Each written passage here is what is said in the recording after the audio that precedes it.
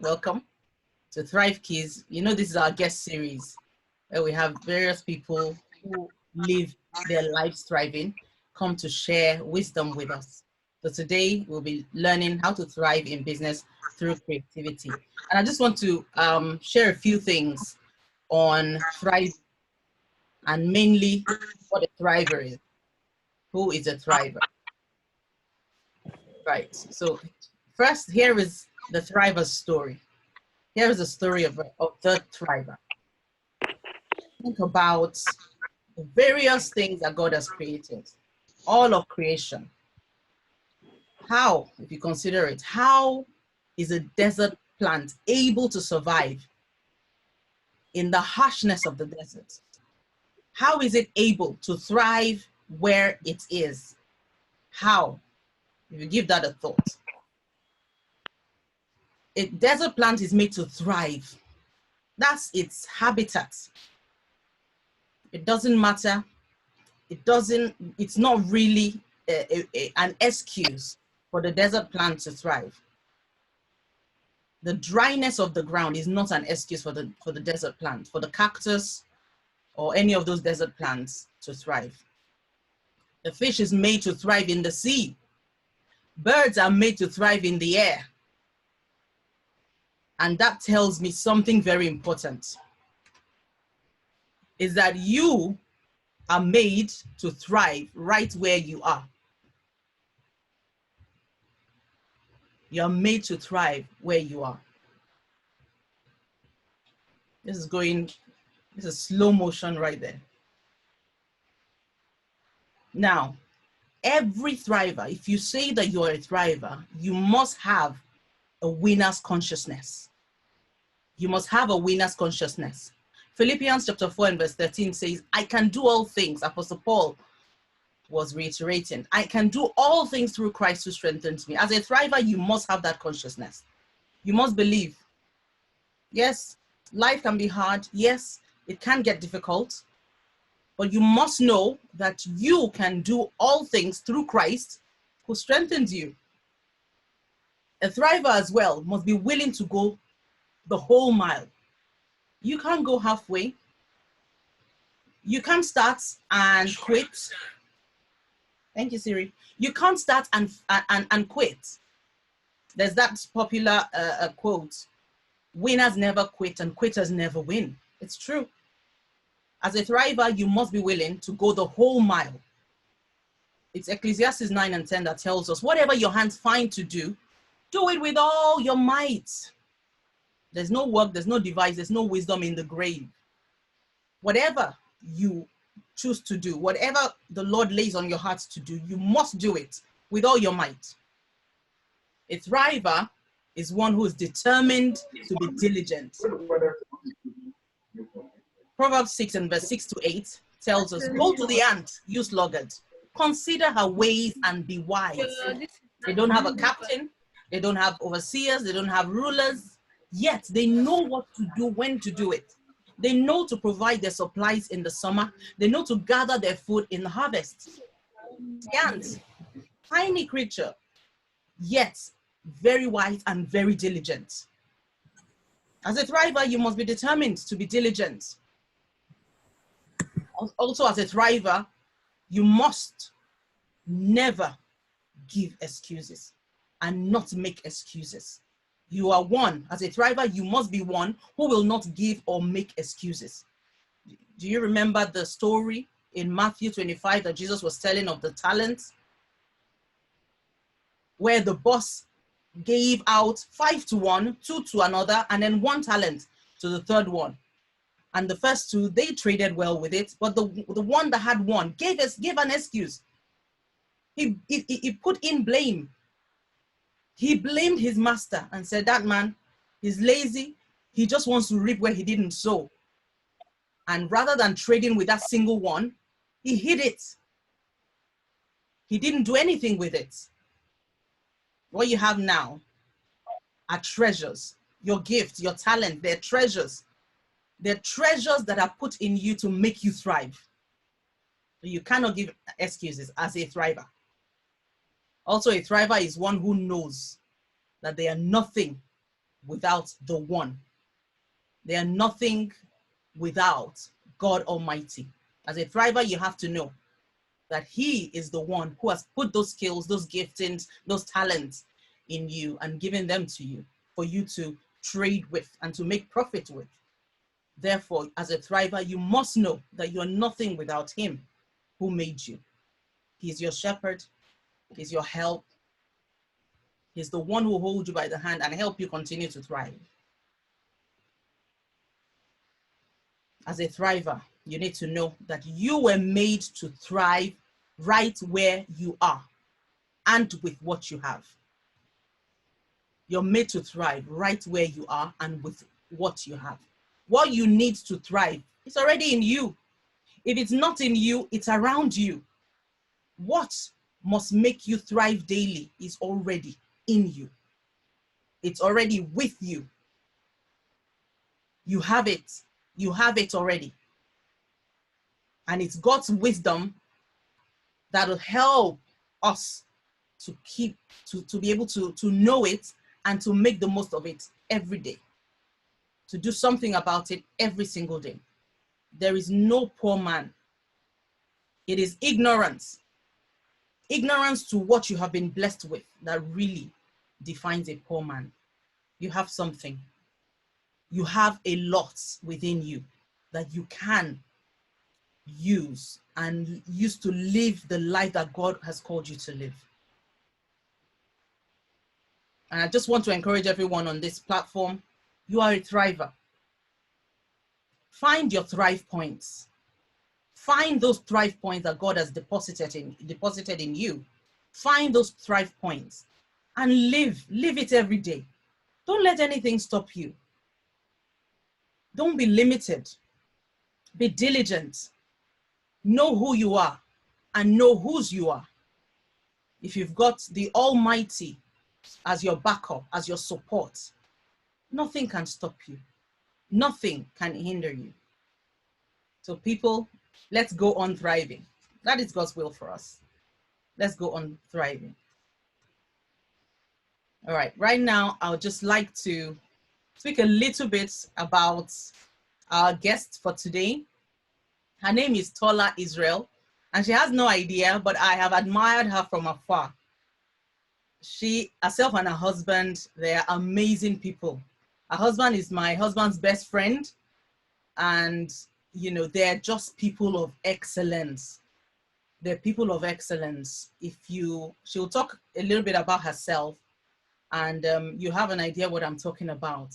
Today, she will be speaking to us on how to thrive in business through creativity. So it is with great pleasure that I welcome Tola Israel. Thank you so much, Pastor Queen. That was really, really lovely. I feel like you said pretty much, you know, quite a number of things in your introduction. I feel like you might as well have just, you know, taught us everything because you did say quite a lot of things that I wrote down. So I'm like, okay, wow. Is there anything else that I need to say? Wow. But yes, good evening, Maz. Good evening, sisters. I am so honored to be amongst all of you today, all the way from Kent. And today I will be talking to you using my life example on how to learn to thrive in business through creativity. I'll just give you a short background on what I do, and you know, just so that you have an idea on, you know, who is telling you these things. So my name is Tola Israel, and just like Pastor Quinn said, my husband is their best friends, and I'm actually quite new because I literally just married into their family very recently. So it's like they've just accepted me with all the love that there is in the world. So I am the founder of Caris Hair. Caris Hair is I could say, you know, bridal hair styling forerunner in the UK and also around the globe. Amen. I receive it in Jesus' name. But yeah, so I've been doing bridal hair styling for about 10 years now. And that is what I do full time. I'm also the founder of CI Beauty, and we literally specialize in synthetic hair, fiber hair, cheap and affordable, but you can still look absolutely glamorous without having to, break the bank. And also, the founder of Clarice Hair Academy, we teach bridal hair styling, and just bring on a lot of teachers to teach people across the world online. I've taught in about 13, 14 countries now, to the glory of God. And so, yeah, just so that to give you guys a background of what I do and what I'm currently doing, and just to also let you know what you are capable of doing. So today I looked into the dictionary on what it means to thrive. And in the dictionary it says that thrive means to grow, to develop, to blossom. And we know what it means to blossom. When a flower is leaving its stage of the bud and it's blossoming, it means to blossom, it means to develop yourself, it means to flourish. Whatever you are doing, it needs to, you need to get to a point where you start to flourish. Thriving means to prosper. Everybody wants to prosper. Nobody wants to be on the same stage for 10, 20, 30 years. Everybody wants to develop. It also means to expand. We know what it means to, expansion. Everybody wants to grow. If you're earning 10 pounds, at one point you want to be earning 20, you want to be earning 30. If you have hired one person to work with you, you want to grow. You want to grow your empire. You want to hire 30, 50, 100. You want to be unstoppable. And it also means to succeed. Who doesn't want to succeed? Who doesn't want to expand or flourish? So thriving, it's a powerful word. It's just one word, one syllable, but it's so power-packed. It means so many things that we all aspire to be. And just like Pastor Queen said, it says that you are made to thrive where you are with what you have. And I love the example of when she said that a fish is in the sea. I don't see a fish trying to be like a lion. I don't see a fish trying to say, I want to leave the ocean and I want to be the king of the jungle. The fish will thrive in that sea, and the fish will not be comparing, her or his ability with the ability of a lion, because they have different areas, they have different strengths, and they're flourishing in their different areas. So that was really, really amazing when she actually said that, because it pretty much, it touches the point of what I'm about to say today. So number one point is, in the journey of, thriving, of discovering yourself, knowing where to thrive and, what to use to thrive. Number one thing would be to discover your passion. What is it that you are passionate about? What is your passion? What do you have flair for? Some people like to cook. Some people like to help. Some people like to give. There are many things that you can be passionate about. Me, I am passionate about hair. I don't particularly like makeup, even though I try to do a little bit, but I'm naturally passionate about hair. I will see a woman walking around with hair and I will just like her hair if I like it. If I like it, I'll walk to the woman and say, hello, ma'am, hello, sister, I love your hair. What have you put into this hair? What relaxer are you using? What hair gel? I just love a woman that, really looks after her crown. That's just my natural flair. It doesn't mean that I'm useless in other areas, but, that is the area that I like, and that's the area that I'm focusing on. That we have so many amazing women on here that, some people like, they have passion for singing. Pastor Queen, I went through her pages today and I was like, wow. I was telling my husband, I said, wow, what a singer. I did not know Pastor Queen was so talented. I was like, I had to tell him, I said, oh, Dimeji, why didn't you tell me that Pastor Queen she had, a texture, amazing, no diction. She sounded like they've just dropped her from heaven. And I didn't know this, we see her talk, but, that's a natural flair, she sings without stress, very effortlessly. She sings all these big notes and I'm like, wow, if this was me, I will be struggling up and down. just to hit some notes. But she just did it so gracefully, you know. It's easy for us to know that, yes, she's passionate in this area. It's natural. So you need to first discover what it is that you are passionate about. Is it helping people, ushering, you know, singing, you know, teaching? There are so many things. Is it hair? Is it styling people? Do you just like fashion? Do you like jewelry? Do you just, you know, you want to be wearing the best gold jewelry? You know, there are different ways that you can use to discover your passion. Some people on here already know what their passion is. You know, somebody like Pastor Queen, I'm sure she knows, no doubt. And, you know, it doesn't mean that because she knows one, doesn't mean that there aren't other things that she's passionate about. Like Thrive Now is another thing that she's passionate about. So one person is not limited to one passion. You know, like me, I like cooking, but do I want to be a caterer? Possibly not.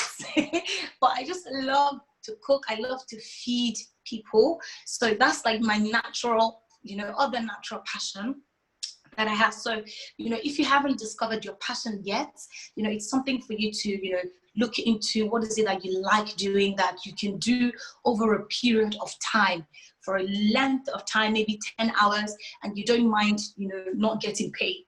You know, something that you can continually do. And then that leads me to the next point, which is to discover your purpose. What is your purpose in life? You know, you cannot thrive in an area where you are not meant to be there. A fish is meant to be in the ocean. That is the fish's purpose. It's not meant to be on the land, if that makes sense. A snake will not be like, I need to be in the ocean, I need to be like a shark. This is no, that is not its purpose. You know, what is your purpose? If you are you feel like some people are selling cars. Oh my God, people are selling cars. Let me go into that. That's probably not what God wants you to be. You know, in a church, for example, because I feel like a lot of us can relate to a church organization. Many people are called to be teachers. Many are called to be prophets. You know, some are called to apostleship. Some are called to, you know, music helps. You know, administration. You know, and an administrator will not leave his or her post and say, I want to be a singer. I want to be holding a microphone. That is not your purpose. That is you know, you will entirely get it wrong. You will miss the way. So you need to know what your purpose is. What is it that God has called you to be? What is it that God has called you into? If God has called you to be a help or a philanthropist, it means that it will give you the money. And it will not be when you are making £5 million, £100 million. It would be from the little things that you will notice that, oh, I just have natural passion. I just like to give people. I just, you know, when somebody is in help, you know, is in need, I just want to help them. I want to give them £10. If I have £20, I don't mind sharing my £20. You know, divide it and give it out to people. You know, already from the little things, you start to notice that, okay, there is something here. I just have this, you know, this passion for this particular thing. And one thing as well is that God will not give you a purpose where it will not be accompanied by a passion. So if God's purpose for you is that He wants you to be a philanthropist, you will know that you love to give. You just want to be given, even with the little that you have. It is not in the much, because a lot of people say, oh, it's when I become a millionaire, it's when I become rich that I want to give. No, it's when you have nothing that you just feel like, oh God, I just want to help my sister. You know, that's one area. There's another area, you know, you like to do business. Maybe 9 to 5 is not for you. You don't want to work for people. You just want to be on your own. You like to, you know, be in charge of things. You want to, you know, have this, you know, you just have this passion for making money.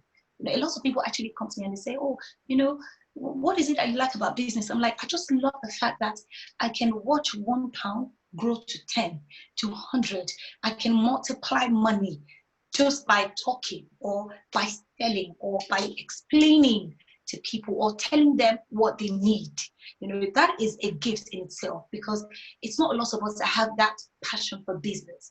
So again, it's like passion being wrapped into purpose. So they go hand in hand.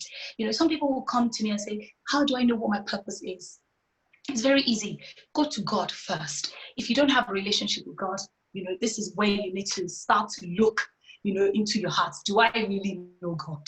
You know, God, you know, why would you want to go to God and say, what is my purpose, when you don't even have a relationship with God? I will not go to Pastor Queen and say, Pastor Queen, please give me money. Okay. Do I even know Pastor Queen? Do I, you know, am I for Pastor Queen? Do I have Pastor Queen's best interest in that? Do I like Pastor Queen? I'm not just going to be using Pastor Queen like that, if that makes sense. So it's about the relationship. Do you have a relationship with God first? A lot of Christians, you know, we have turned God to a praying machine where we just slot in our prayer points and say, Father, receive. Father, give me a house, give me money, give me, oh, I need this, you know.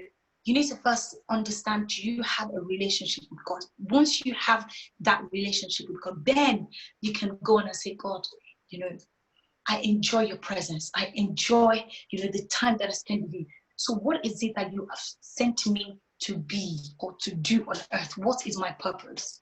Do you want me to be a preacher, a teacher? And, you know, it doesn't even have to be anything wrapped, you know, alone in the gospel. It could also be to people.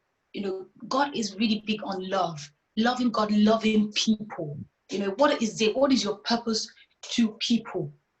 You know, it's not just about, I just want to have car, I want to have the best house, I want to know, what is your benefit to humankind? Basically, that is your purpose. It's not for you alone. It's not what my husband or my children will eat. So that's typically number one point, is discover your passion. Number two is discover your purpose. And like I said initially, your passion is wrapped up in God's purpose for you. You know, it works hand in hand. God will not tell you that I want you to be a caterer when you don't have passion for cooking. It doesn't work that way. If you have passion for ministry in songs, it would already have given you that passion. Like I said, if God wants you to be, you know, He wants you to be a minister in songs, you already have passion for singing. And this leads me to my next point, which is harnessing your gift. Again, purpose, passion, gift, they all work together.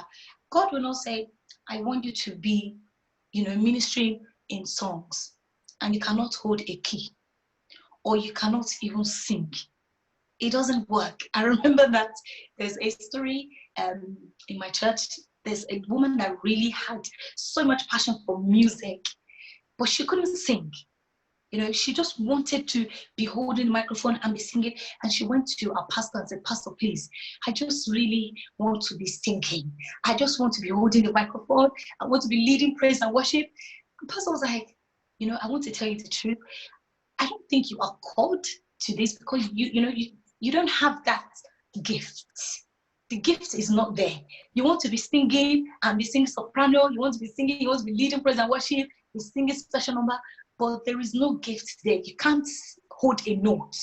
So how does that work? You know, you need to rediscover, you know, what your passion is truly.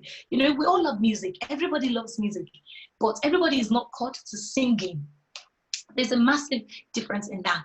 So you need to just look at, okay, let me think about my passion again. Okay, is this where God wants me to be? Does He want me to be a singer, or is it just, I just want to be a singer?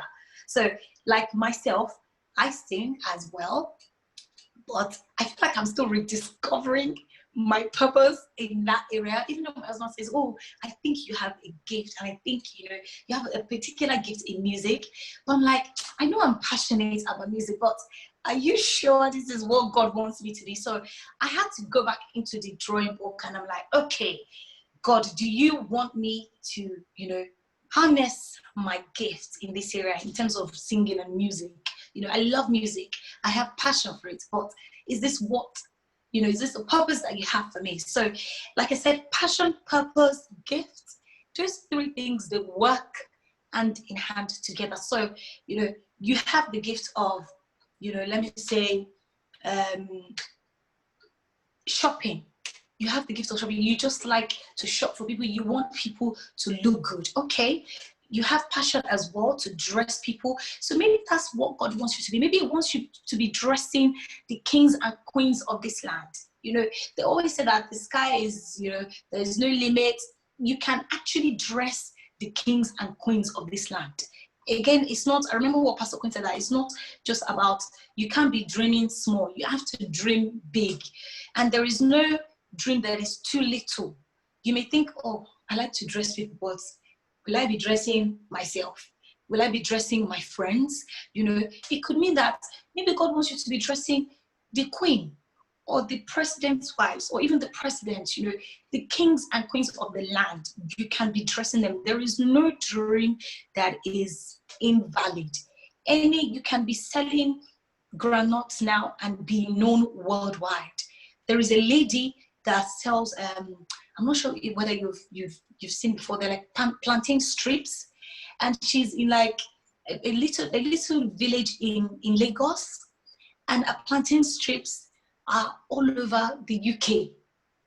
Just because somebody in the UK went to Nigeria, tasted the plantain strips and said, oh my God, we need these plantain strips in the UK. And now people are looking into distributing these plantain strips from a lady in a village in Lagos. So truly, no dream is invalid. You cannot say, oh, I like to do, you know, I like to braid. What can I be really? What can I be a braidist? What is there? How can I be big? Or I like to teach. I just have a flair for the word. I like to teach, but who will hear me? Who will listen to me? I'm not good enough. I don't think I am as skilled as the big, you know, the general overseers. I can't stand side to side with them. But you can, if that is God's purpose for you. If that is God's purpose for you, then you will surely flourish when you harness that gift. So if you have a gift of teaching, then harness the gift. And how do you harness the gift? The law of use. If you like to teach, teach.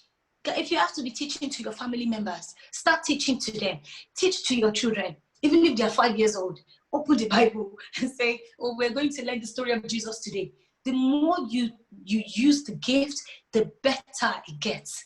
You know, if you like to do hair, like myself, I remember when I started doing hair, I was like, I can't get clients. How will I get clients? I went to my mom, my aunties, my friends. I started doing hair for them. I said, oh, I will just be doing this hair.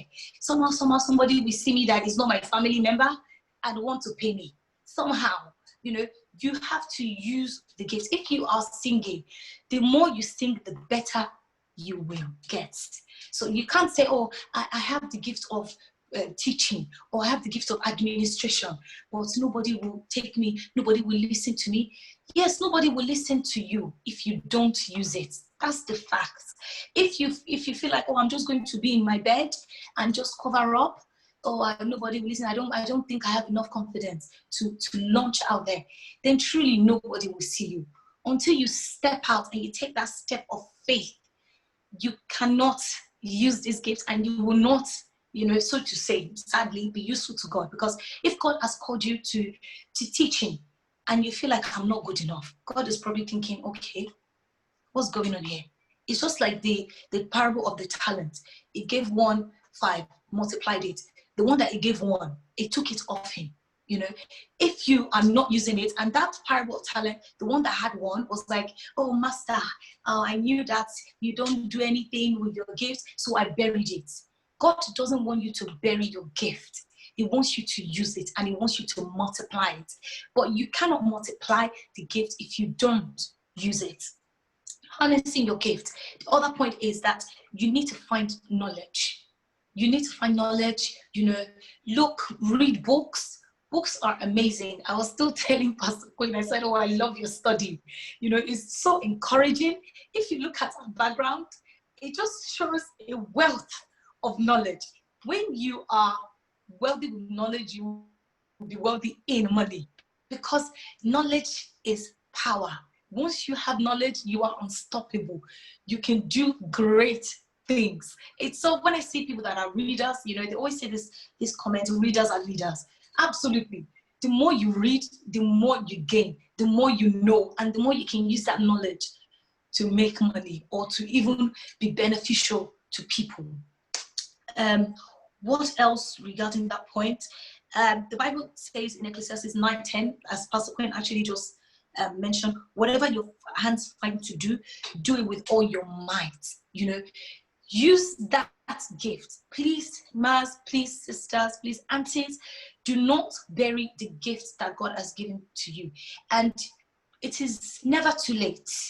You know, there is no age that is too late. You can't say, oh, because I'm 50 now, oh, who will know me? You know, no time is too late. Some people blossom, some people are late blossomers, sadly. You know, some people blossom late. It doesn't mean that you will never blossom. You know, some people blossom at 10. Oh, we don't know how long it will take them. Some will blossom at 25. Some will blossom at 60.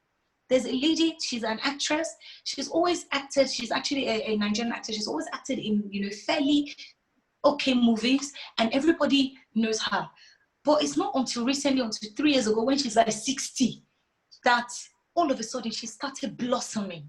She's now known in Netflix, she's doing Netflix movies, she's big.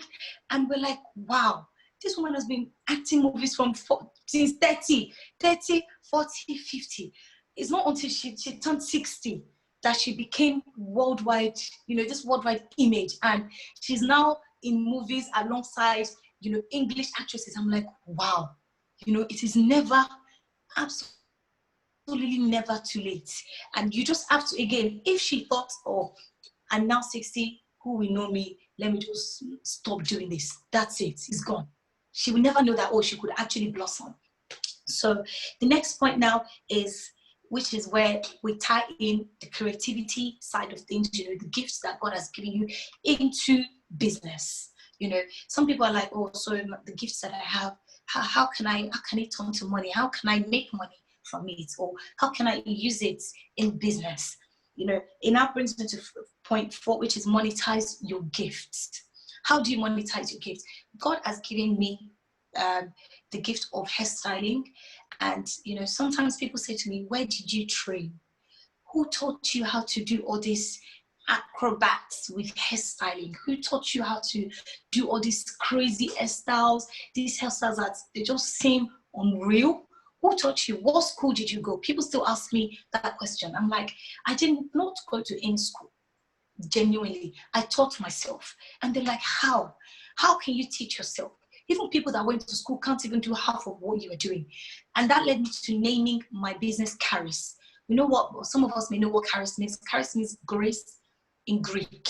It just means, but it doesn't mean ordinary grace. It means special grace. And we know what grace means. Grace is a gift from God, something that you don't deserve, something that you have not worked for. That is what grace is. It's like God just saw you and just said, I want to bless you with these gifts that will make ways for you, that will bring you to kings and queens. I just feel like blessing you. So I woke up one day and I realized that, oh, I have this talent. I just have these gifts. And I started using it. I literally started using it. And the more I used it, the more people saw me, the more people said, can you come to South Africa? Come and teach us how to do hair.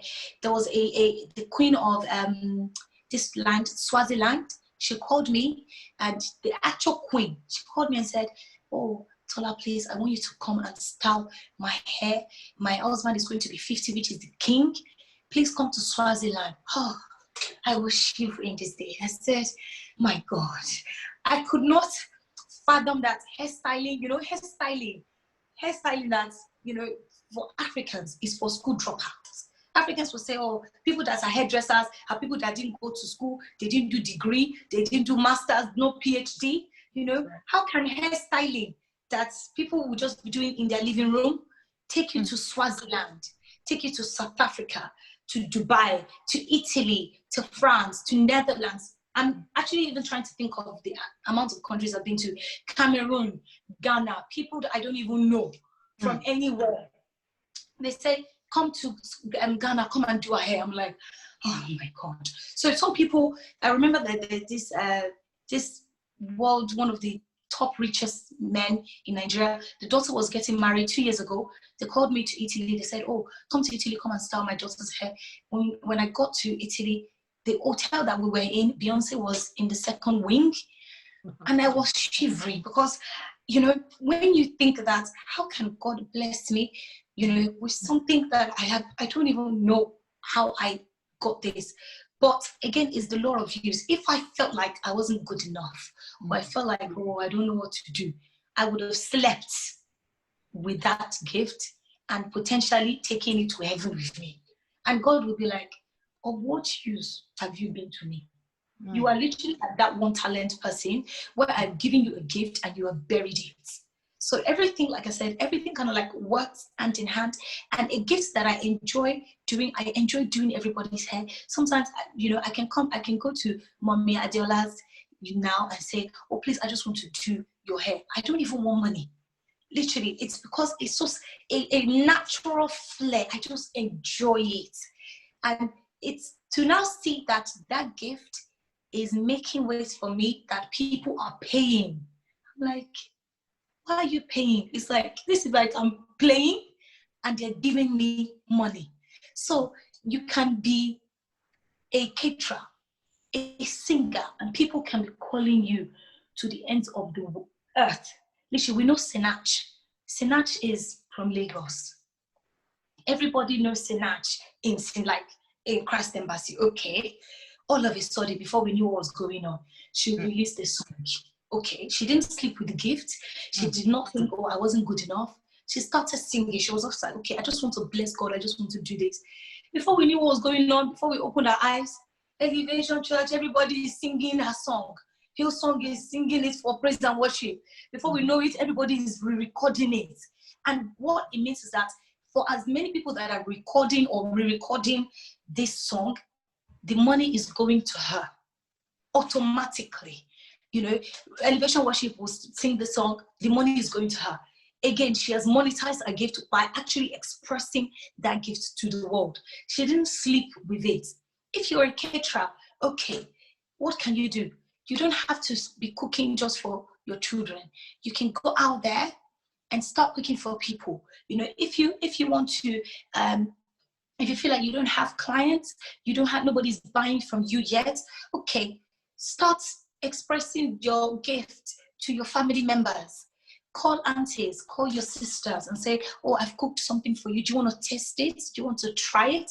Once they try it, oh, I didn't know you know how to cook like this. Wow. Okay. Can I order something from you? And that way you start to build. Before you know it, somebody else will go to their house. Oh, who cooked this food? Is auntie this? Is auntie that? Is mommy Mojokwe that did this? Or is this person that did this? Oh, okay. Can I go to her? Before you know it, they start to pay you for a natural gift that God has given you. And then it now starts to look like you haven't worked a day in your life because you are doing something that you enjoy and people are paying you for it, literally. And then the more that you do these things, you start to become really good. You start to become excellent in it. Because the thing as well is that people will not patronize you if you haven't mastered your gift. If you're a singer, if you're an average singer, why would they call you to minister? Or why would they pay you to sing at an event when you are just mediocre? You are average, if that makes sense. So you have to practice, again, the law of excellence. The more you do these things, the better you will get. And then people will pay you to come and cook in Australia. They will pay you to come and dress them in Italy. They will pay you whatever amount you are charging. Typically, that is exactly how you bring in creativity into business. Because with creativity, it has no bounds. There is no limitation. There is no place that, oh, I've now reached this level. I've now stopped learning. You get better by day. The more you do, the better you get, and people will want you because of your excellence. So you have a gift now. Okay, how do you monetize it? All right, let me start to share my gift with my friends, my church members, my family, my neighbors. Once they realize that, okay, you are this person, I like this person, then you start to charge, because now they're like, okay, she's charging me, I don't mind paying her. And then before you know what's going on, you get excellent. You get really excellent that people will pay any amount. Like I said, now it still shocks me that people fly me to America. There's a lady that said, I'm flying you to Australia to come and do my hair. I'm like, oh my God, what is going on? And the beauty about this is that the gift is rooted in God. It's like God doesn't share the glory with any man, because I know fully well that I didn't learn this. God just gave it to me. So once I receive anything that is mind-blowing, I automatically go back to God. I'm like, God, oh my God, how am I going to Australia to do somebody's bridal hair for 1 hour? And they're paying me this money. Oh my God. You know, it is so mind-blowing. It's so unreal. It's a miracle. And it can happen to you too if you will harness that gift and you will use it. And before you know what's going on as well, you start to gather experience. The more you do, and once you know that this person has so much experience, they will pay. People will pay because you are excellent. They will know that when I go to Pastor Queen, she's the best, you know, she bakes the best cakes. Like if you go to her cakes are excellent, you know, it's always nice, the texture is perfect. They will pay you. Absolutely pay you. If they know that your design, the way you design your cakes are excellent, they will always come back to you. You will have repeat customers and they will share the news. And that's basically how to monetize your gifts. Is as simple as that. I know one of my friends, she's when we were getting married last year, I wanted to give her a chance. I said, oh, please come and decorate, you know, our wedding. And I felt like she had a gift, but I felt like she didn't use it enough and she wasn't prepared. So when we asked her to decorate the wedding hall, she couldn't live up to expectations, if that makes sense. And that's because she probably wasn't, you know, gathering experience at the initial stage, or she didn't share the gift. You know, she didn't try to build on her gift. She literally just thrusted herself in a job that she knew she couldn't do. So again, you don't want to, you know, monetize your gift when you are not ready. You don't want to tell people, oh, I'll charge you £500 when you know that the level of excellence is below average. You want to make sure that you are going through the steps, which is, you know, offer your services for free if you have to, or, you know, for little amount. And then before you know it, you start to gather experience. And with the experience, you will bring in excellence. And once you have excellence, people will pay you and they will trust in your services. And that way, they will pay you any amount that you charge them. And then this leads me to the last point, which is building your skills and then eventually thriving. So I've basically just gone through the steps that will lead you to, you know, thriving, because you can't thrive overnight.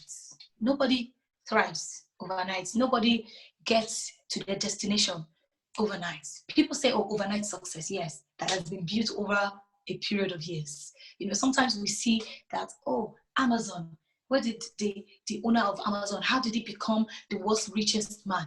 How did he overthrow Bill Gates? What happened? What happened? It was not overnight. He's been doing it for many years. It just happened to be that 1 minute, we just saw him. 1 minute, he became the world's richest man. So this is the point where you need to be diligent in that gift that God has given you. You need to be diligent and you need to be consistent. Diligence and consistency, they work hand in hand. You will not get there in 1 day. You will not get there in 1 year. That place of thriving, that place of, you know, of prospering, that place of blossoming, that place where you are succeeding will not come when you are, you know, dilly-dallying. When 1 day you want to do it, the next day you are giving up. You have to be consistent in your gift. If you are singing, you know, every day it is. It's not you sing for 1 month, you stop singing for the next month, or you are baking one day, or the next day you are no longer baking, or you are baking, one cake is nice, the next day the cake is horrible, the next day it is not good, the next day is good. So people will not feed into that gift because they'll be like, oh, don't go to Tola because our cakes are not good. One day she's nice, the next day she's not nice. So you have to be consistent over a period of time. And that period of time could be years, unfortunately. It could be years. It's not easy to thrive, to come to a place of thriving. It takes so many amounts of years. We don't know. Sometimes everybody has different journeys. Sometimes yours could be 10 years. It could be 5. It could be 3 years. Everybody has different journeys in life. And whatever God tells you, whatever God's plan is for you, it is what it will be, if that makes sense. Whatever God has in plan for you. But what God wants you to do is that He wants you to continually use this gift, not use it 1 minute and drop it the next minute. So over time, and we know that the Bible says that, do you see a man who is diligent in his work? He will stand before kings and not men or unknown men. And I feel like that is my testimony. I know that with the little that God gave me hair, even my parents said to me, why would you be doing hair? Hair is hair. You're going to bring disgrace and shame to my family. Everybody in your family, they have masters and PhD. You don't even want to do common masters for us. They were begging me, do masters for us to please us so that at least you won't be the littlest in the family. Because all my family members, they're all scholars. They all have PhDs and masters. It's only me that stopped at degree. And my uncle came to me. They all were giving me pep talk. Oh, Tola, you can't stop at this. You can't leave nursing because I'm a qualified nurse. You can't leave nursing to be doing hairdressing. What would you tell everybody? How can we be introducing you to other people? 3 years later, the same uncle that was giving me a pep talk saying, don't leave nursing for hairdressing, came to me and said, oh, I was in the midst of 5 women. And it was there with his wife and 5 women, and they were all talking about, hair and makeup. And they mentioned somebody called Caris. And he was like, oh, that's my niece. Oh my God, how do you know Caris in Abuja? Oh my God, how do you know Caris in Nigeria? Because at that point, I hadn't even gone to Nigeria. They said, oh, we always see her everywhere. Work is amazing. Oh my God, you are Caris's uncle? That's a lie. You have to prove it to us. So he called me on video and he said, oh, you have fans here in Abuja. I said, really? He said, yes. And they don't believe that I am your uncle. So I wanted to show them that I am your uncle. I said, wow. So after that situation, he called me back to apologize and said, I'm so sorry that I looked down on your gift. And I looked down on this gift that God gave you. I looked down on your talent, on your abilities. And truly, it is taking you to places. Now that, it's even bringing me fame, because now they are taking selfies with me because they know uncle to Caris. So, it just shows that diligence really will bring you before kings and queens of the land. And that's it. Wow. Thank you so much for listening to me. Thank you. Thank you very much. Thank you so much for having me. Thank you so much. This is so insightful. And I think what makes it even come more alive is that it's your story. It's who you are, it's what you've been through, and it's what we can all learn from and what we've all learned from. So thank you, thank you, thank you. Thank you, birthday. Thank you for sharing with us. Thank you, aunties. So people, now is the time to ask questions. I have a list of questions. I don't know if we can go through all the questions I have, but because we want everybody who has a question to not to be left out. So please get your questions ready. Just before I go on to the first person who has a question, please, I call you T. We call your husband D. So, I really like to call you T. Can you tell us? I mean, when we went for your engagement ceremony the other time, was it last year? I was blown away. I was blown away because when you say excellence, I saw excellence in action.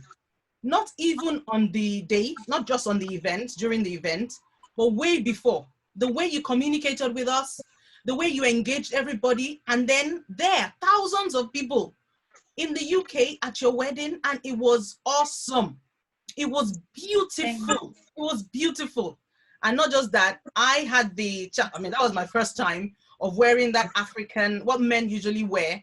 And that was the first time I was able to be a groomswoman. I'd never been a groomswoman. It was a very special experience. But I can't forget it because your excellence, the spirit of excellence on yourself and your husband, it just shone through. God. So can you please tell us how self-development got you where you are now? You didn't go to school, so you didn't have formal education in your main area of thriving right now. How can someone who is maybe where you were 10 years ago, how can they make sure that self-development is something that they make priority and they're consistent with? How have you been able to develop yourself over the past 10 years? I think with self-development, it's a nurture thing. You know, sometimes it's imbued, sometimes it's typically who you are. You have a flair for perfectionism. You know, somebody like my husband is a perfectionist to the core. Is really bad. It's like, it's actually, his perfectionism is bad. Like, everything has to be clean, everything has to be aligned, everything has to be done properly with excellence. Like, he's very big on excellence. And it's weird as well because, you know, like I always say to people, you know, you attract your kind. I'm also a person of excellence. I like to do things very well because I feel like what is worth doing is worth doing well. You know, no need to waste your energy to do something that is below average or that is mediocre. And I feel like over the years, you know, past 10 years now, you know, in terms of self-development, I've noticed a pattern that when I do something very well, I get better results. If I do something haphazardly, like, oh, just by the way, I'm too tired, I don't get as good results as I would love to. And me not getting the good results or the result that I expect really bother me. So because I always want to grow, I have a goal. There is always a goal for everything. You know, what is it that I want to achieve next month? What is it that I want to achieve next year? So I have to work towards this goal every single day. And because I'm such a, you know, big achiever, so to speak, because I'm so goal oriented, it's always about goals. If I say that I want to buy a white top by the end of the month, I would have been planning for that white top from the month before, because maybe that white top is going to cost me £20. So I have to work to earn that £20. So how do I earn that £20? It means that my work needs to be very good to be able to help me earn that £20 to buy that white top. So I feel like when you are goal oriented, when you are goal focused, you are ambitious, you know, you write your goals down. And you know, when you write your goals down, it helps you in, you know, seeing what you have achieved so far, seeing what's left to achieve. So when you are goal oriented like that, it naturally just kind of like shapes you. It shapes your attitude. It shapes your outlook on life, because it means that, you know, if I want to earn £1,000, how do I earn this £1,000? Okay, if my work is below standards, it means that I'm not going to earn that £1,000. So if I'm looking back, oh, January, I didn't earn it. February, I did not earn it. March, oh my God. Do you understand? Then I know that there is something that I need to change in my ways. And I know that if I look back, it's probably because, you know, I've not done something very well, or maybe something I did, you know, half-heartedly. I didn't do it the way I should have done it. And we know that, you know, people are naturally attracted to excellence. And I feel like that's one thing I've noticed over 10 years. And, you know, when you are excellent in anything that you are doing, you know, in teaching, preaching, cooking, anything that you put your heart to, once you are excellent in it, you will get good results. So I feel like, you know, that is one thing I can say in terms of self-development. You know, over the 10 years, be goal-oriented, have goals, Write the goals down. If you have notepads, it always says that you have to write down your vision and make it plain that they may run with it. So you always have to write down your vision, your goals. What is it that you want to achieve next year? And it helps you, it guards you and guides you in your progress as well, because you have something that you're reaching forward to. Thank you so much for that. Does anyone have a question yet?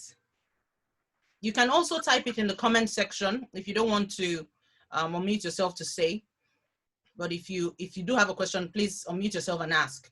Okay, I have another question. Would you say that your temperament has anything to do with how well you've thrived?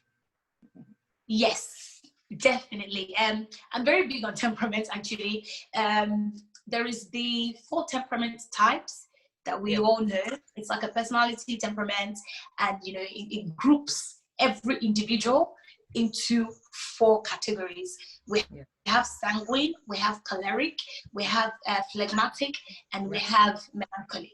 So I feel like it helps everybody to know what temperament they fall into. When you know what category you fall into, it helps you to really see, yourself from a different perspective. It's easy for people to say, Tola, you're like this. Tola, you're talkative.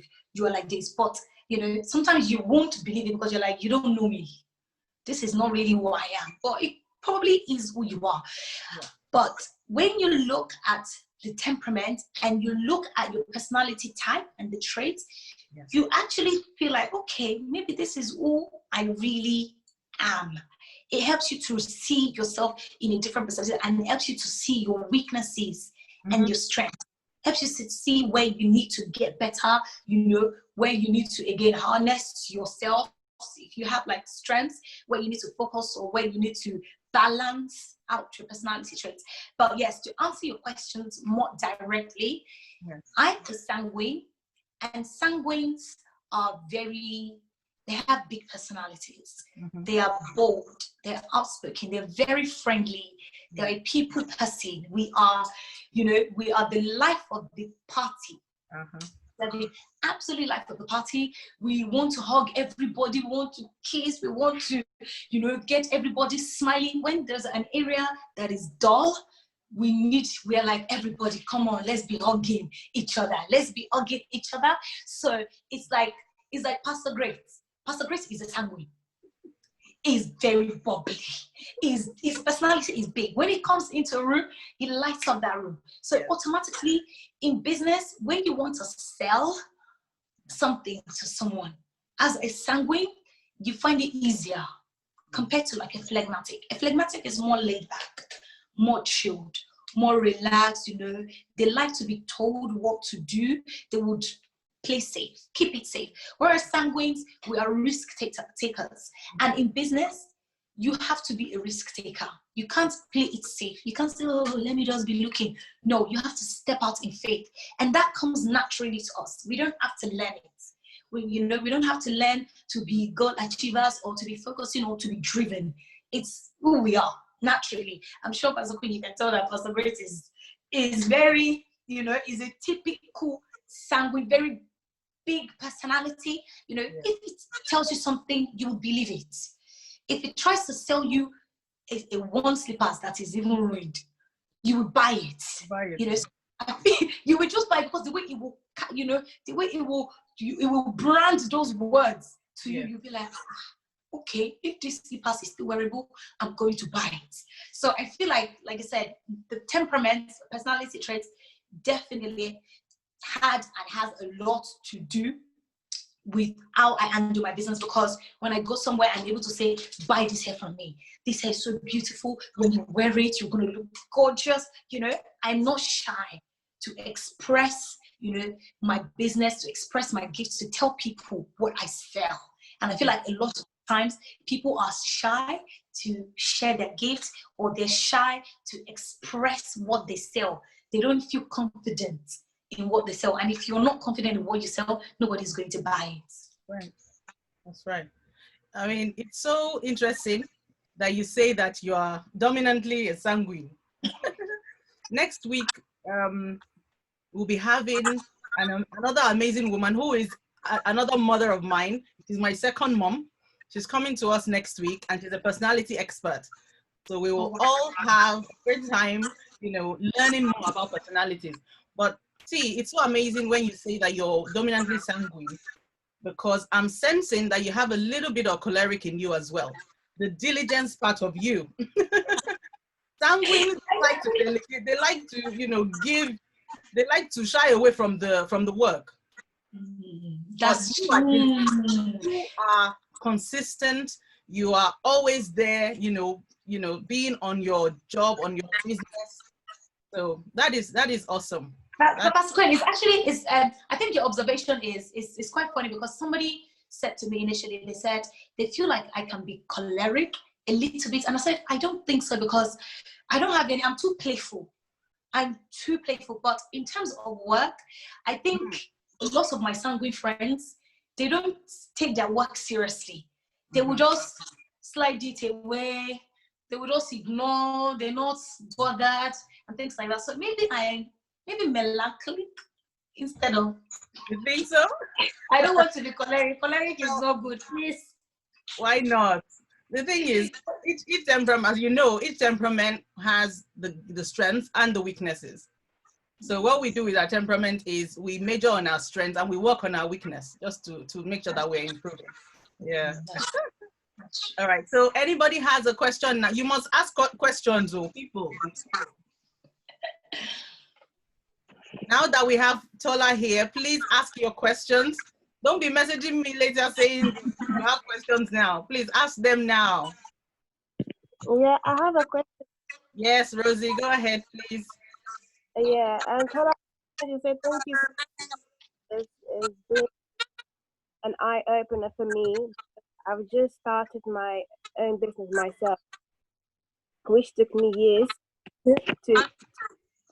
Can you hear her well? No, Rosie, it's I can't hear breaking. you barely. Okay, hold on.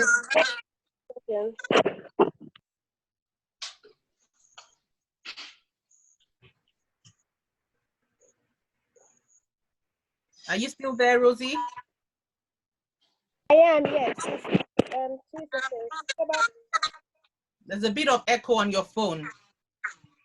Maybe she can type it. Yes. Rosie, please type it in the chat section. Have you fixed it now? Okay, that's fine. I will just type it. Good. We can hear you better now. Okay. Yes. Okay. Yeah, I just wanted to say thank you so much, Tola, for obviously advising us on how to do our businesses and things. So what would you say for somebody who has just started their own business and God has given them that gift from a long time, but it's just that now that after doing like few other people's hair and they've had a lot of comments from it, they have now wanted to start the business now. So what type of advice would you give as people like me who are like beginners? I think with beginners, you as long as you already know your gifts, you are already on the right path. So it means that you typically just have to harness your gift. And harnessing, I keep going on about that word harnessing, because a lot of times our gifts are dormant in us and they're just sleeping there. So now that you already know your gifts, that's even good. So all you just need to do is just keep using your gifts. Just do what you have to do. Do not stop, because it's when you stop that gift starts dying. So you just need to make sure that you keep using your gift over time at every opportunity. People now know you a little, or they're starting to know you now. That's good. That's excellent. So for you to be known worldwide or to gain more exposure, you have to keep using it. You cannot stop. And I know that it's easier said than done, because there are times that you don't feel like doing it, or times that you get tired, or you don't have enough confidence, you don't feel like you're good enough. But you just have to keep your head in there and just keep your eyes on the prize, and just know that, okay, this is what I want to do, this is who I want to be. Just keep doing it, and remember the talent, the parable of the talent. Don't be like that one that the master took up the talent, because that is not who you are, and that is not who you are going to be. And if you feel like, you know, you want somebody to look up to, find mentors. You know, if you don't have a mentor, mentors are a great deal. Find somebody to mentor you, beg Pastor Queen to mentor you. You know, find them. And that's interesting you just said that, because she did come to me. I actually did ask her. Really? You're so in the spirit, see? We're in the spirit. Amazing. So Pastor Queen will mention, you know, look at the books. If you see anyone that reads, those are the people you need to mentor you. Because readers, I love readers because they just have so much wealth of knowledge and they're well-rounded. So find someone to mentor you, you know, they will encourage you, you know, help you to stay on track, help you to not lose your focus. They are there to also see things that you potentially can't see, you know. Probably feel like you're losing confidence, they will tell you, don't worry, it's in you, just keep going. Because it's not a smooth ride. So there will be times it gets really bumpy, but you have your mentors to fall back on. So like I said, just keep doing it. And also, if you have a mentor in your chosen field, if you're into hair, find another mentor in that, you know, hairstyling field. Or if you're into makeup, find one in that makeup field, someone that has already done what you are looking to doing, you know, and that can say, oh, this is what I did 5 years ago, don't do it, you know. Whereas Pastor Queen will just be your all-round mentor and say, don't go to that person, they are not a God. Thank you so much. Thank you, T. Awesome. Any other questions? Okay. You know, sorry, Pastor Queen. Okay, go ahead, Sister Diola. I'm sorry. Oh, Sister Tola, thank you so much. I really learned a lot this night, and Pastor Queen, God bless you. I just want to ask one quick question. As in, I'm passionate about cooking, and I'm passionate about caring for children. So in the process of my life, I started in church, volunteering, taking care of children. Then my son's school, I decided to volunteer in the morning, you know. So eventually there's an opening for teaching assistant. So the main teacher I work for in the class just said, Adiola, apply for this job. So I got the job, which I'm happy with. But 4 years ago, I lost my husband, and I love cooking, you know. So I started cooking for people gradually. People like, cook for me, you know, at my leisure time. Then all of a sudden, to the glory of God, I cook now for people. Signature fried rice. If you just ask anybody in Northampton, signature fried rice, they know it's signature fried rice, please. Okay, man. But I have one problem with Nigerian setup, you know. They will give me an order, and I just want to use the best, the big shrimps in Sainsbury, the mixed veg. And at the end of the day, by the time I finish cooking, I'll calculate, I didn't even gain anything because they will keep pricing. So all this thing used to discourage me, as in my daughter was telling me 2 days ago, Mommy, you need to stop this. You know, I get discouraged. I don't know how to go about it, because if you tell them pay this amount, they were like, oh, it's too much, please. You know, so I don't want that mentality to, I don't know how I would just go about it. If there's an advice, or should I just strict, or I should just quit? Please, I think it's the story is very, very inspiring, Yola. It's really, really inspiring. Just knowing your journey, just this short story that you've already told me, that you've picked yourself back up again and you've realigned your passion and you're, you know, really feeding into it. I think what I would say is, you know, you definitely want to change your clientele, because Nigerians can be very annoying. You know, we are Nigerians, and I was in that problem about 7 years ago, where I was doing braids and I was doing all this crochet hair, and they were paying me £40 after I'm standing for 7-8 hours. So I'm like, 40, 50 pounds. This can't even pay rent. You know, what am I doing? And I'm standing for 8 hours. By the time I go to bed, my legs finished, back finished, and I'm £40. What's that going to do? So I had to realign, you know, I had to look at my clientele, you know, who am I advertising to? Who am I focusing on, change the area. You want to change your marketing, strategy, so to speak, because if you are cooking fried rice, okay, can Ghanaians eat your fried rice? Can, mixed race people eat your fried rice? Can people that are non-Nigerians eat that fried rice? Do you want to try changing the recipe a little bit so that it's more, people of different palates can still welcome that signature fried rice? Because if you're already known for that signature fried rice, you want to use that talent, that's, the killer gift to launch yourself out there. So what I would say is, try to think of, how do you advertise yourself? Do you advertise yourself to Nigerian alone, like Nigerian people, Nigerian churches? Do you want to go to other people? Do you want to go to like Jamaicans?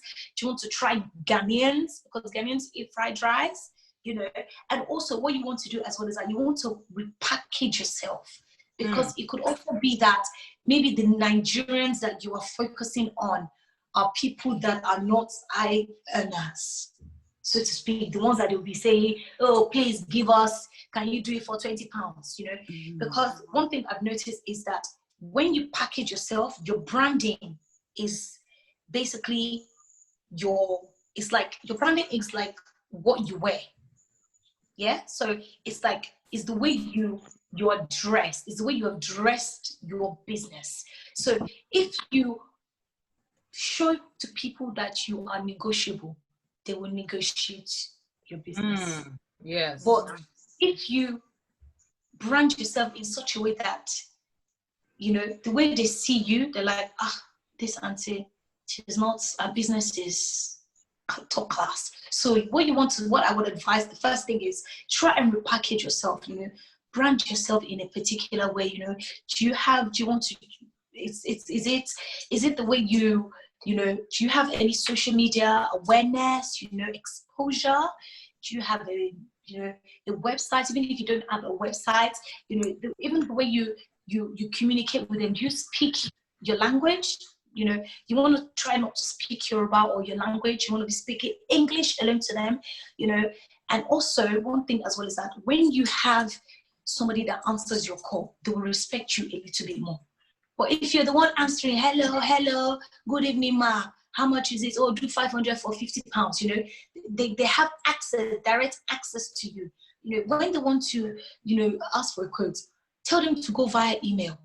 When they go via email, automatically you are branding yourself in a way that you're not to be saying, 20 pounds. Do you have a menu list, like a price list? Again, when you have a price list as well, it helps them to know that this is not somebody that will be negotiating with. And, the way you can have a price list is there's you can ask, I don't know, if you guys have any designer in your church or around you, ask them to do like a PDF price list. So it's almost like a brochure. So once you send it to them via email, there's a set price list. It is set. Fried rice for 50, fried rice for 100, or fried rice for 200 and above. 300 people is this price. 50 people is this price. And under that, under that PDF, you want to say prices are, non-negotiable, but we can welcome negotiations if it's over 500 people. That way you have branded yourself in such a way that nobody that is asking for 50 people will be coming to you and saying, oh, Auntie, please now, please do it for 20 people, please now. There will not be anything like that. So when they do come to you, if, for example, I come to you and I say, oh, Auntie Tola, please, I want your signature fried rice. You can say, oh, thank you so much, Sister T. Okay, can you give me your email address, please? I will send the brochure price list to you. Automatically, I know that, the price that this woman is about to give me is about to be top. And automatically, because you've already come to me that way, I know that this is not somebody I can be negotiating with. But if I call you and I say, oh, Auntie Tola, how much is your one cooler of fried rice for 50 people? And you're like, oh, it's 60 pounds. 60 pounds. Please, can you do it for 50? Nobody has time for that. Not anymore. So because you've answered me on the phone, it gives me a chance to want to negotiate. But when you say to me, give me your email address, I'm going to send the price list to you, I automatically know automatically. And then again, in your price list as well, you want to have terms and conditions there under your price list. You want to have terms and conditions that once this food is cooked, we cooked with this 5-star rating, we have 5-star hygiene, you know, things like that. If it's on that brochure, they know that, the person that I'm dealing with, you know, we have been checked by the food agency of the UK. We have 5-star rating, hygiene, the cleanliness, we have 5 stars. So they know that the person that we are dealing with is actually, she knows her stuff, you know. And if you have terms and conditions there, this is what it is. On the day of something, we have to receive deposit, no booking. When they read that, they know that they cannot negotiate.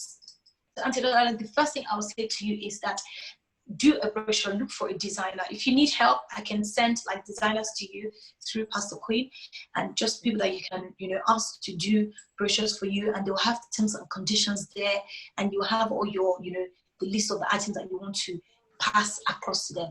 And also, you can also, you know, put in that brochure and say, if you have more than 300 people, please call this number and we will talk about it. Simple. But by the time that they have read that prices, they've read your brochure, they've seen nice pictures, they know that this person is not going to be asking for £10. Basically. And also, I also said to them, like, if you have like young people, or maybe like your young ones that you know that can help you set up social media is a good portfolio platform for you. Once they go on your social media platform and they see high quality images of the fried rice, you know, I always say to Dimeji that anytime I see M&S adverts, especially during Christmas, I know it's M&S. And I know that it's about to be expensive, because the way they will be drizzling that gravy because of advert, they will be drizzling the gravy over the chicken. I'm like, chicken, is it that deep? But you will want to eat it. And you also know that it is very expensive. So I'll say packaging and branding is one thing is the next thing you focus on. And that way they will not negotiate with you. Thank you so much. Thank you. Awesome reply. I have one question here that's out. Please, Pastor Queen. Hello. Hello, Pastor Queen. This is Mary. Hello. You have a question? Yes. Okay, please go ahead. It's in relation to Madam Deola's question. Yes. Thank you, Madam Tola, for this wonderful talk. It's really deep and it's much feeling. I am based in Nigeria, and I can really relate well with what Madam Deola just asked. I teach as a profession.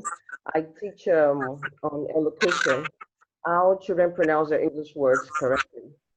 And I've been having this issue of pricing, because parents love good things, but the problem is them paying as design or fixed in the banner. Now, Madam Deola has a way of trying to, give how will I say that? As in stages of or what they can option of what to request for. But now I have fixed kids that I teach, especially they have age range, and still parents they still want to price down. Like as we speak, we do virtual teaching, and I charge 10,000 naira monthly for twice in parents.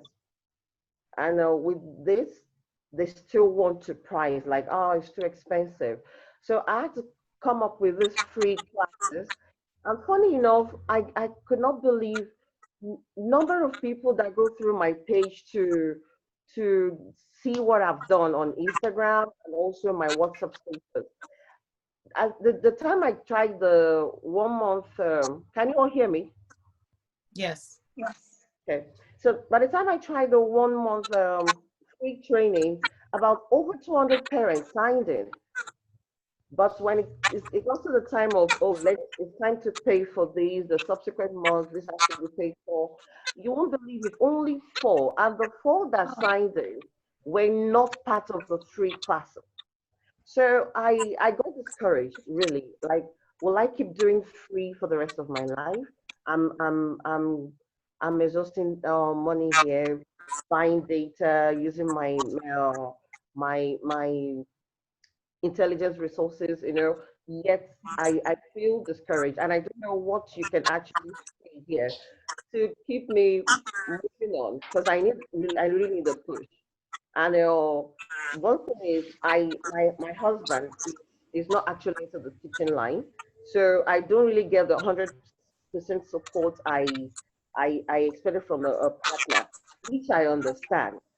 Some of us are doing well because we have someone who backs us up, who's always there to back us up. So I really need what you can tell me now, not to give up on what I'm doing, because this has been my life, a passionate thing for me. So that's all. Thank you. See, I hope you understand the question. Yes, I understand. And Madam Mary, what I will say is, I think it's unfortunate because of the area that you are in, because of the country. The country is so used to negotiation. They're so used to whenever anybody gives you any price, you must price it down. Literally, like they used to, it's a natural thing. However, I think packaging still has a long way to go in terms of that, because anytime I have like clients from Nigeria trying to bring me in, they don't negotiate again because I don't give them the opportunity to, and also it's the packaging, because when they come to me, the first thing is I don't talk on the phone, because it's when we are talking on the phone they'll be like, Sister Tola, I know you're from London. No, we don't have that. There's no rapport to be having conversation. Oh, I like you very much, but we can only talk after you paid deposits.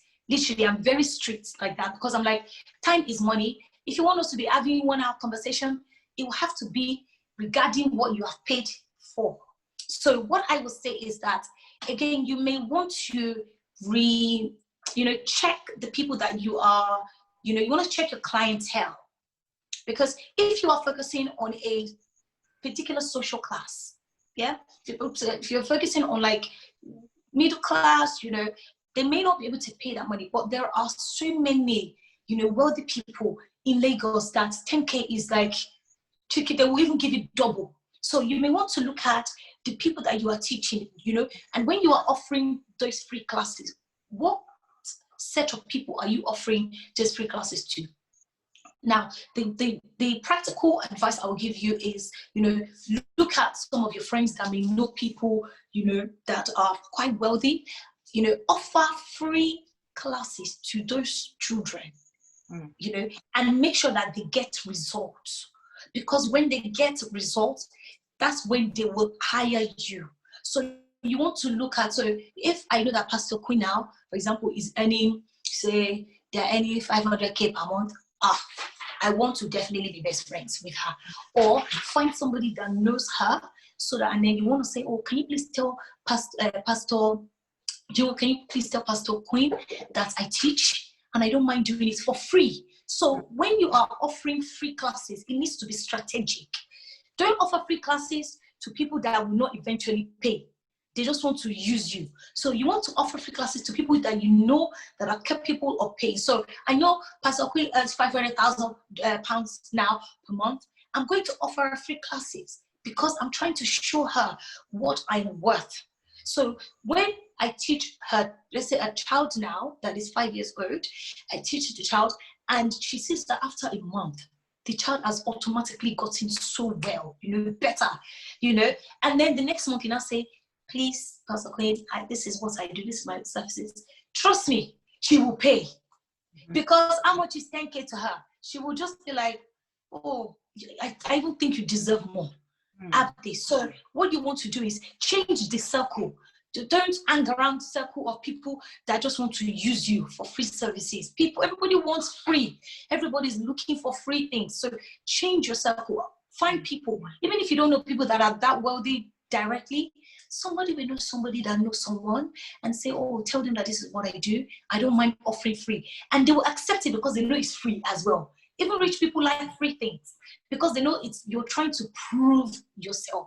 So do the free to them. So you are doing that free strategically. You're not just dashing everybody your intelligence and your data and money.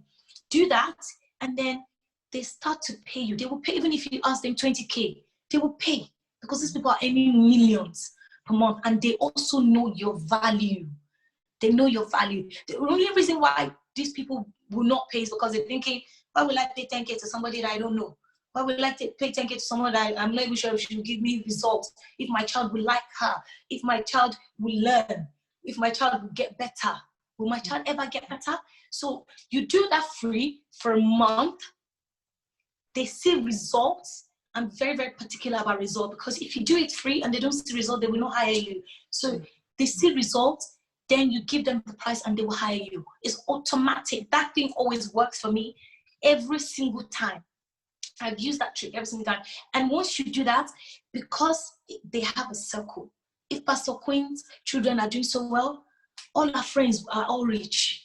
Because trust me, Pastor Queen that is earning 500K per month will not be hanging around somebody that is earning 2K per month. That's life, sadly. So all our friends that are earning 1 million, they'll be like, your child is doing really well in school. Funny things are most of them all go to the same school. Your child is doing so well. What's going on? Oh, I have this teacher, She, oh, really? Please, can she come and teach? And everybody wants their child to do well. Even if they're getting A stars, they still want them to be getting much more or to even just be at that top. So they start to, Pastor Queen will be introducing my friend. Oh, my Dimeji friend that is earning 1 million, amen. My somebody's friend that is earning this. Oh, they're doing this. That is, they start to, before you know it, you start to drop all these people that are, asking for 5K. That thing is so annoying, and I can understand your frustration. So please try and do that. And also, try and do before and after. Before and after always works for me. And this goes for you too, Auntie Adiola. Do before and after. Show them process. Tell the child to do 2 times 2, 5 times 5. Do something. If maybe the first 1 week, do like a test for them. They're getting 2/10. Wow. The next 1 week, you do the test, they're getting 7/10. You have results, physical results to show on social media. You have physical results to show the parents. The upper week, they're getting 9/10 results. Everybody will buy into results and they will pay you, especially when it's like within a short space of time. If they know that their child is always getting E in school, next week they're getting C, upper week B. They will pay you, Madam Mary. They will. That's right. That's right. Thank you so much for this. I know this is going to be so much of a help for me. Thank you so much, sis. Thanks, Queen. You're welcome. Okay, I'm going to read out a question that's been typed into the chat section. It says, this is Adeola. She's another friend of mine, childhood friend of mine. She says, thanks, T, for your wealth of knowledge.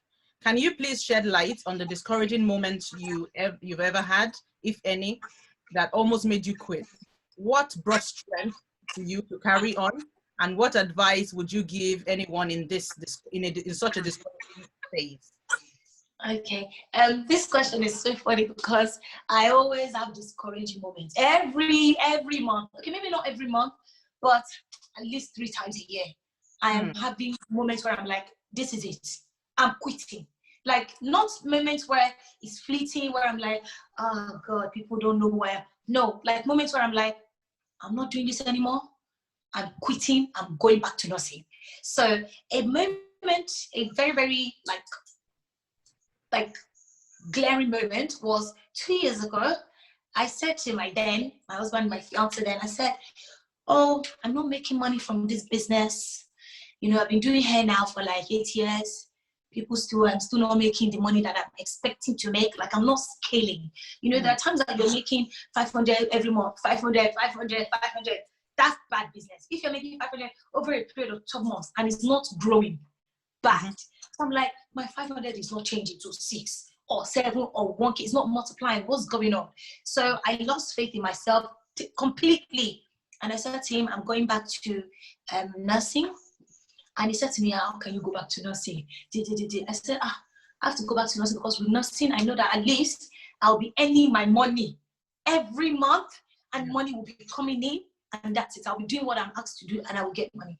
And he told one of my very good friends and said, Tola wants to go back to nursing. She wants to stop doing this business.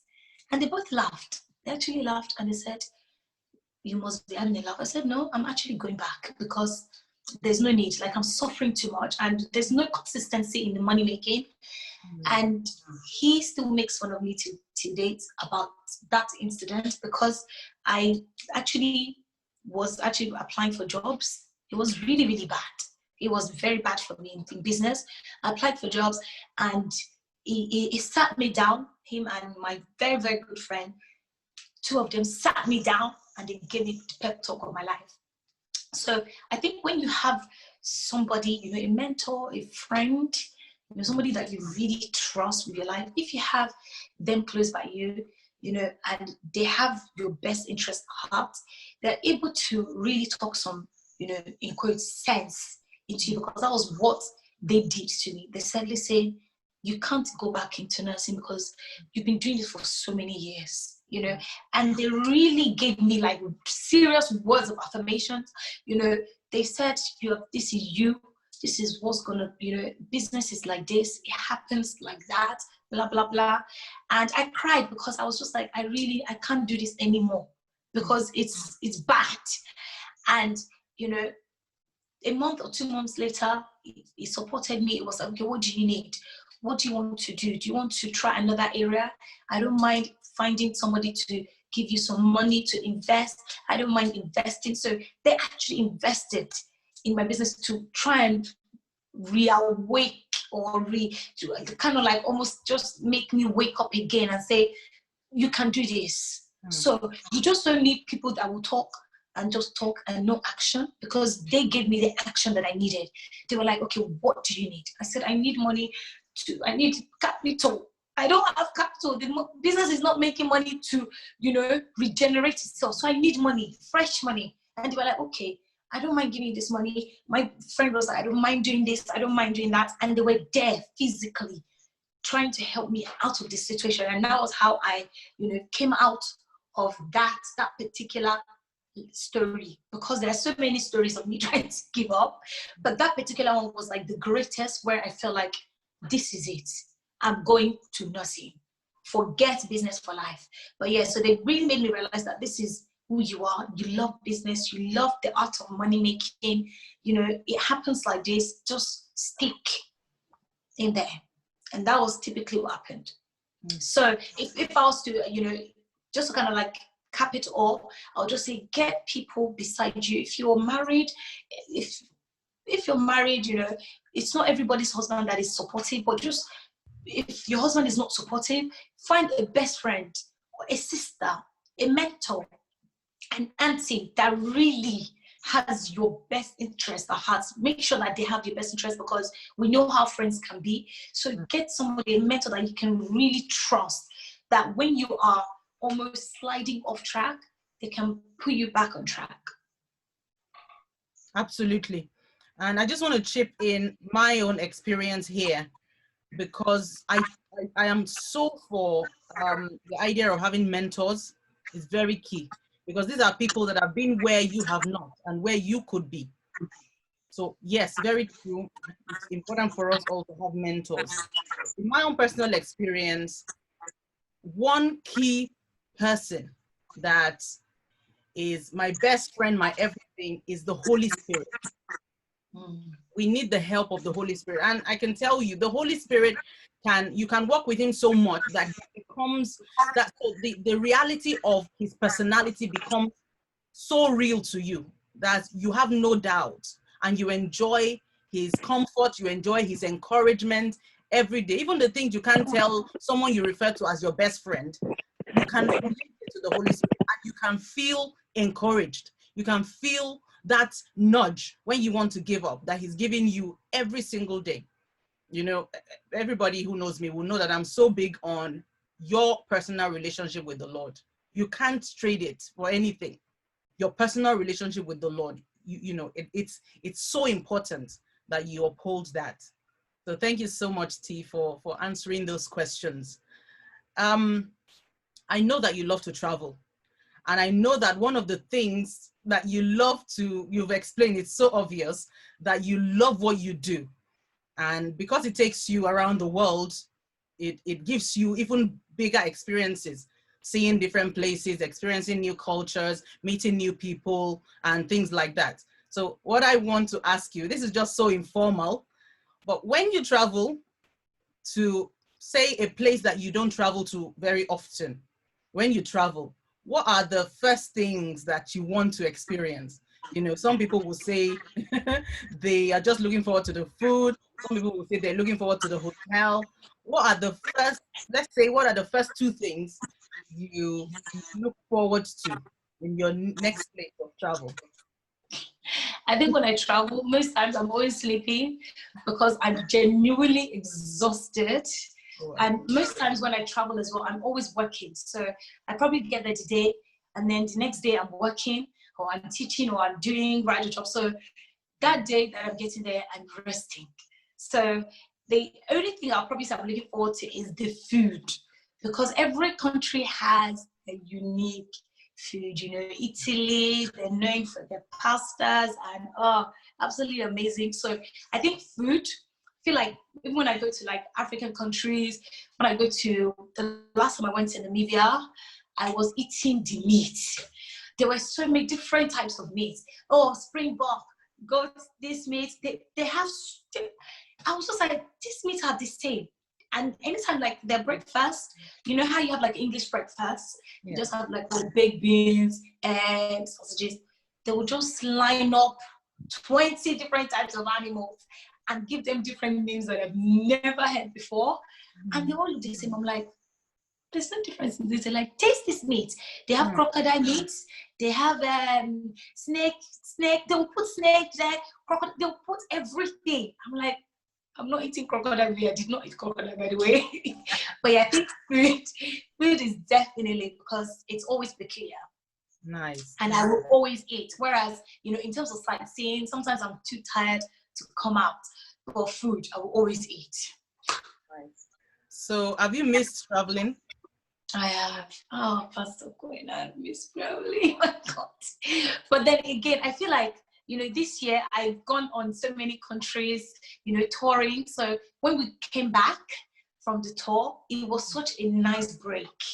But I just didn't think that I was going to have had like 4 months of a break, because in 3 months I probably would have gone to like 3 countries. So it was so nice. It was a nice break because I was very, very tired. So do I miss traveling? Half and half, because it's really stressful traveling. Someone like you enjoy it. So I'm not sure I enjoy it. Honestly, I don't think I enjoy it that much. okay. I think I enjoy it when I get to the country, because I'm like, oh, let me see around. But the process of getting to the airport, checking your bags, all these things, dropping, getting in the plane is so stressful. And then being stuck in the plane for like 10 hours. Oh, God. I know. So can you tell us also how you've been able to readapt your business? I mean, COVID-19, the lockdown, and all the situation going around in the world till now has affected everyone one way or the other. How have you been able to readapt, change in such a way that you're not negatively impacted and you're still thriving? I think with COVID came as a shock to everybody, to be fair, because nobody saw this coming. Nobody has seen it before. No one has experienced this. So there is no, book that you're going to read about a former COVID experience, that happened in 1922.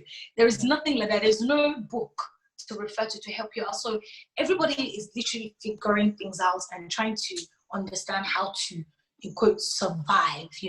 I think in COVID, the COVID season was more of surviving rather than thriving, because I just needed to even eat, to even before start thinking of having profits. Let me even just make money first so that I can pay bills.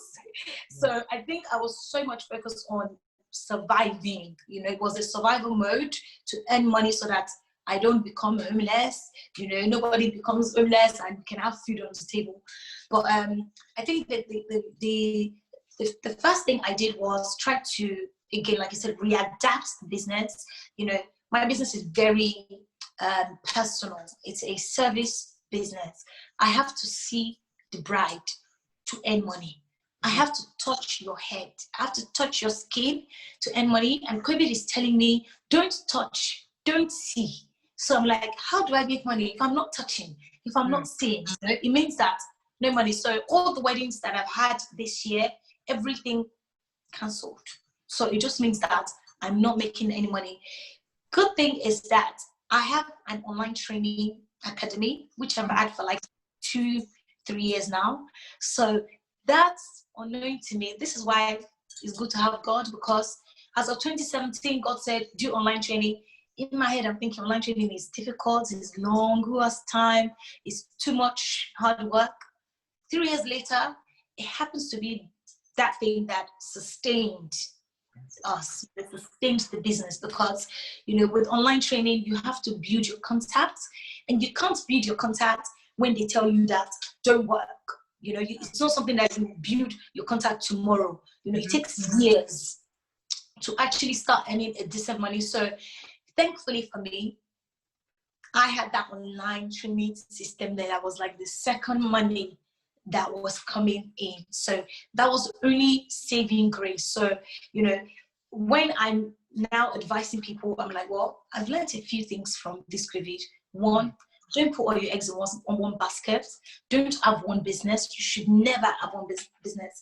And this goes to, you know, I have to literally thank my mom for this, because when my mom realized that I like business, she always said to me, Tola, you can't have one business, because she's a businesswoman herself. She's done business all her life. So she said, you need at least 5. She's always said that to me. You need 5 streams of income. You know, you have to have 5, because when one is not making it, one will make it. Anything can happen to 3 of them. What happens to you? If you have one, you are in trouble. One is a bad idea. So she's always said this to me. So from 4-5 years ago, I've been trying to have maybe 3-4 streams of income. Is very difficult, because it means you're splitting yourself in 4 ways. But should, in case we come to another situation in future, you have something to fall back on. And that is exactly what helped me. And also the other lesson that people can learn from this is that you have to go online. You know, whatever you do, have an online business, and a business where they don't require your presence before you make money. And that's, to be honest, is the best business. If you look at all the people that are the world's richest people in the world, there are people that you don't need to see them before they make money. You know, I've always said this as a joke, and it's so funny that it literally happens. I've always said to people that unless I'm making money in my sleep, I'm really not making money. You know, I have to they need to still see me before I make money. That's bad business. I don't want to be seen. I just want to wake up and check my accounts and say, praise God, when he has entered. So online business is the way to go. Whatever you are doing, you know, there are ways you can make your business online. You know, if you are cooking, you can always do delivery service. You know, cook in your house, deliver to them. That's an online. You know, they don't need to see you physically. You know, when you go on justeat.co.uk, sometimes we don't see these Chinese people. We don't see Domino's, but they deliver to us. So there are people cooking pizza, but we don't see them. So which is the absolute best business, you know, it's online. You can order food online, Just Eat. You can order drinks online. You know, if you are teaching, like myself, I'm a teacher, you know, the first thing I did was, apart from my online academy, because I knew that was the only thing now, I needed to find other streams. So I started doing webinars. That was what I did, Zoom webinars. I conducted lots of Zoom webinars, because the online training academy is not good to rely on one. I needed to find another thing, since bridal hair is now dead, so to speak. So webinars, I was teaching online. Normally my one-to-ones, people would need to come from Botswana, come from South Africa to learn. Now I'm like, don't worry, I can teach you. I can teach you online. I can teach you on Zoom. Just come on Zoom. I'll teach you. Bring your doll head. I'll teach you how to be what you want to be. So whatever business that you are doing now, try and think of how to go online. And that's like, it's ASAP. Think of how to go online. Absolutely. If you're singing, sing online. Sing online, you know, stream your music online. Cooking, do it online. Drinks. I know people that are doing cocktail drinks now. They're not doing it online. Everybody's doing. If you're into fashion, go online. Online is the way to go. It's like the safest business ever, and COVID has already proven that to us. So that was typically how I readapted myself. Beautiful. Thank you so much.